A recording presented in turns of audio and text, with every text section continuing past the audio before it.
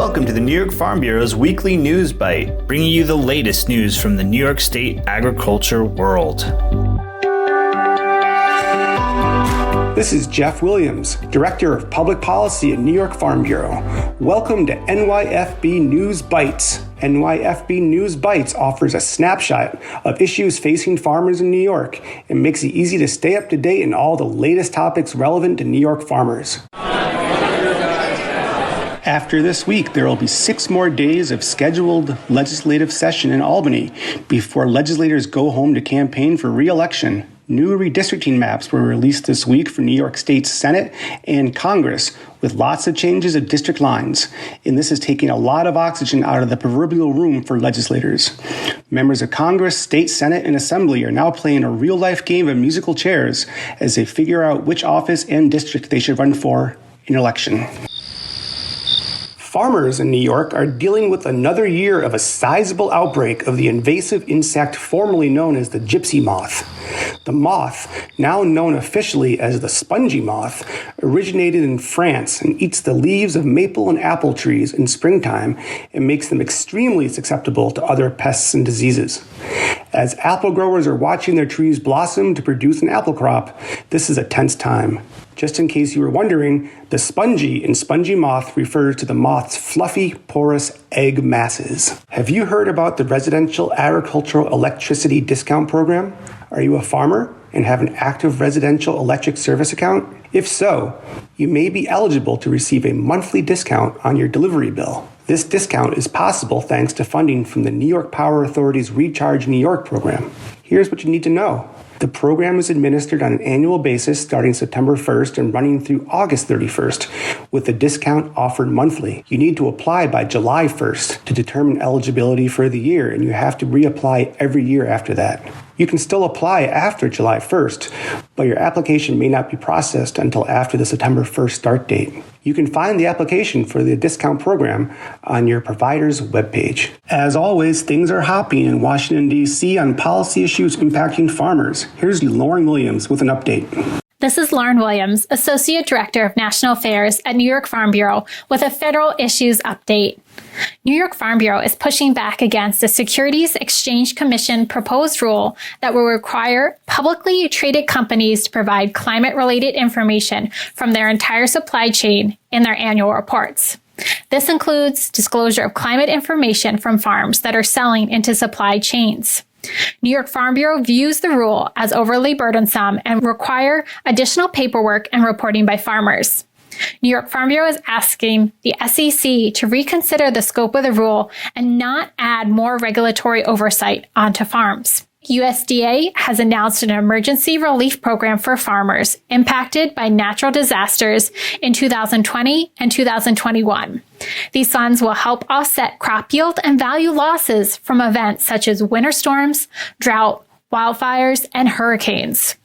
The Farm Service Agency will be mailing information out to producers, so be sure to watch your mailbox and reach out to your local FSA office with any questions. Earlier this week, New York Farm Bureau submitted comments to the USDA regarding access to fertilizer and ways in which the federal government could increase domestic fertilizer production and address the fertilizer shortage and price increases. New York Farm Bureau asked that USDA make funds available to assist farmers by creating a program that provides grant funding or guaranteed loan financing to add and expand on-farm fertilizer storage capacity. In addition, New York Farm Bureau also suggested that funds be used to defer the cost of machinery that can more precisely apply fertilizer, as well as equipment that can apply manure, such as manure injectors and dragline equipment. New York Farm Bureau is optimistic that USDA will act soon to provide relief to farmers.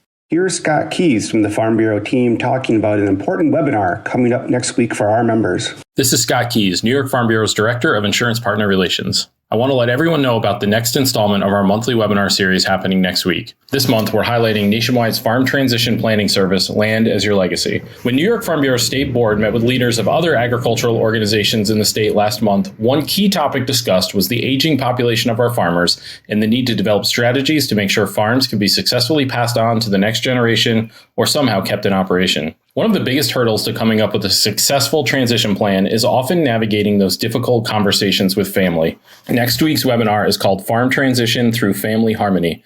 Our presenter, Henry Monshine, will share tips and strategies to navigate these conversations, and we'll talk about the farm transition plans available to our members through Nationwide. If the cost of a transition plan is something that's turned you away from moving forward in the past, I have to tell you that the Nationwide plans offered are free of charge. Whether you're close to retirement and eager to find ways to move forward, or if you are the next generation and want to learn the best way to approach this conversation with family, this is a don't miss webinar. The webinar is Wednesday, May 25th at 7 p.m., and the registration link is in the bio. And here is an update from our Director of Communications, Steve Ammerman. This is Steve Ammerman, Director of Communications for New York Farm Bureau. Congratulations go out to Johanna Bozzard, who was just named the winner of the Golden Owl Award for being the top New York State Agricultural Educator of the Year. She was among the finalists who were recognized at the New York State FFA Convention in Syracuse. The award was sponsored by New York Farm Bureau, our insurance partner Nationwide, as well as New York FFA. Bozzard teaches at Hamilton Central School and is also a dairy farmer with her family in Madison County. She received a $3,000 check as part of her honor. And the New York Farm Bureau State Young Farmers and Ranchers Program is excited to announce the 2022 Young Farmers and Ranchers competitive events, the Achievement Award, the Excellence in Agriculture Award, and the Discussion Meet. All farmers between 18 and 35 years of age as of January 31st of next year are encouraged to participate in these events to compete for recognition and prizes. The winners in the New York State contest will then represent New York at the national contest next January held in Puerto Rico. Now, these are the three awards. The Achievement Award recognizes young farmers for their farming pursuits and participation in leadership within agriculture and their own community. The ideal candidates for the Achievement Award is an individual or a married couple involved in production agriculture with a majority of their gross income subject to the farm and or the ranch. The Excellence in Agricultural Award is designed as an opportunity for young farmers to earn recognition while actively contributing and growing their involvement in Farm Bureau and agriculture. And the ideal candidates for this award are an individual or married couple who do not have the majority of their gross income from farm production in the past 3 years. And finally, the Discussion Meet. It's a contest involving 4 to 6 participants, a moderator, and a relevant, controversial issue facing agriculture. It's an exercise in cooperative problem solving. And the contest is designed to simulate a committee meeting where discussion and active participation are expected from each committee member. Registration to compete is required by July 15th of this year. Lastly, the New York State Court of Appeals heard a case this week involving Happy the elephant. Happy is a resident of the Bronx Zoo, and the Florida-based organization, the Non-Human Rights Project, is seeking to give the elephant legal personhood to spring the elephant from the zoo where it has lived since 1977 and be moved to an animal sanctuary, ironically, another confined area. Here's an update from New York Farm Bureau's Ashley Ozer, live from the courthouse. Thanks, Jeff. Today I am down at the New York State Court of Appeals in Albany, where I just listened to oral arguments surrounding a case that has garnered quite a bit of attention. The Non-Human Rights Project, on behalf of Happy the Elephant, filed a suit against the Bronx Zoo, where the elephant is currently kept. Non-Human Rights Project argued the elephant should be afforded habeas corpus relief, a human right, because the elephant has autonomy and is also being imprisoned at the zoo. The case has now reached New York's highest court. Habeas corpus is a right given to a person who is seeking relief from being illegally imprisoned in their liberty. Today, several arguments and questions were raised by attorneys and judges alike surrounding several issues and definitions of autonomy, confinement, the legality of that confinement, and the effects this precedent could set on various industries, including animal agriculture. New York Farm Bureau submitted an amicus brief in support of the Bronx Zoo. New York Farm Bureau argued habeas corpus relief should only be afforded to humans, and that if this precedent were to be set, it has the potential to devastate animal agriculture. Furthermore, New York Farm Bureau argued this precedent would raise constitutional issues for humans surrounding unlawful takings, seizures, and impairments of contracts. New York Farm Bureau will keep you apprised of when a decision by the court is released. Well, that's it for this week's Bite of News from New York Farm Bureau. Stay tuned for next week's edition of this podcast and definitely check out our website at www.nyfb.org.